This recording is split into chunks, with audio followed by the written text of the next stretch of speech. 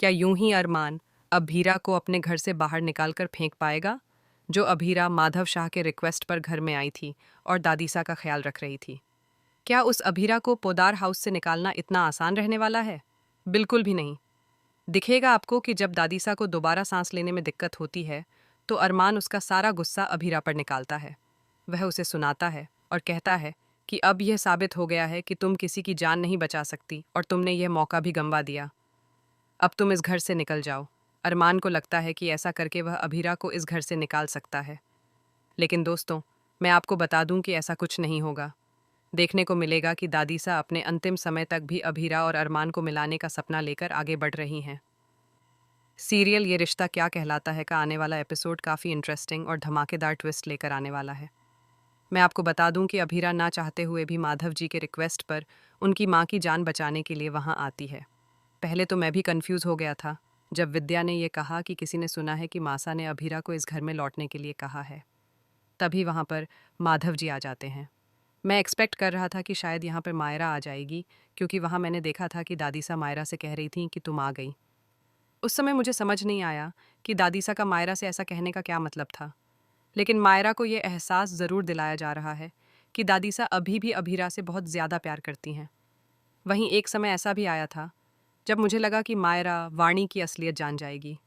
उसे पता चल जाएगा कि जिसे वह मुक्ति समझती है, वह कोई और नहीं बल्कि उसके बचपन की दोस्त बानी है, और उसकी माँ भी कोई और नहीं बल्कि वही अभीरा है जिससे वह नफरत करती आई है। दोस्तों, यहाँ पर महक अपनी अगली प्लानिंग की तैयारी कर रही है। महक ने मिस्टर मित्तल के साथ मिलकर पहले ही अरमान से वह प्रोजेक्ट ले लिया था। अब वह उसी प्रोजेक्ट को खराब करने और उसे नष्ट करने की कोशिश में लगी हुई है। इसी बीच अभीरा उस बस्ती से निकलकर पोदार हाउस आ जाती है, जिसकी वजह से गैराज और बस्ती के लोग पहले से ही उससे नाराज़ हैं। और अब जब अभीरा के जाने के बाद उस बस्ती को तोड़ दिया जाएगा और वहाँ नए रीडेवलपमेंट प्रोजेक्ट की शुरुआत होगी, तो लोग अभीरा से और ज़्यादा नाराज़ हो जाएंगे, क्योंकि उन्हें लगने लगा है कि अभीरा के पति की वजह से ये सब कुछ हुआ है और बिल्डर उनकी बात नहीं मान रहा। पोदार हाउस में अभीरा का जीना हर पल मुश्किल हो चुका है। वह काफ़ी संघर्ष के साथ अपने 8 साल पुरानी यादों को ताज़ा करते हुए वहाँ रह रही है और सिर्फ दादीसा के लिए ही वापस लौटी है। अब सवाल यह है कि क्या दादीसा होश में आने के बाद अभीरा को इस घर में रहने देंगी, या उन्होंने कुछ और प्लानिंग कर रखी है? क्या उन्हें पहले से ही अंदाज़ा था कि उनका अंतिम समय करीब है? हो सकता है कि उन्होंने अपनी प्रॉपर्टी का बंटवारा करने के लिए वसीयत भी तैयार करवा ली हो।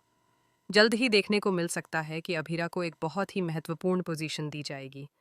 काजल ये सोच रही थी कि वह विद्या के झूठ को हमेशा के लिए छिपाकर रखेगी और बदले में विद्या से अपने बेटे कृष के लिए अरमान की जगह मांगेगी। लेकिन दादीसा ने उसे मौका ही नहीं दिया। उन्होंने पहले ही अभीरा को पोदर फर्म का हेड बना दिया। जहां अरमान अभीरा को घर से निकालने की सोच रहा है, वहीं अब अभीरा जल्द ही पोदार फर्म की हेड बनने वाली है और अरमान के बराबर बैठकर काम करेगी।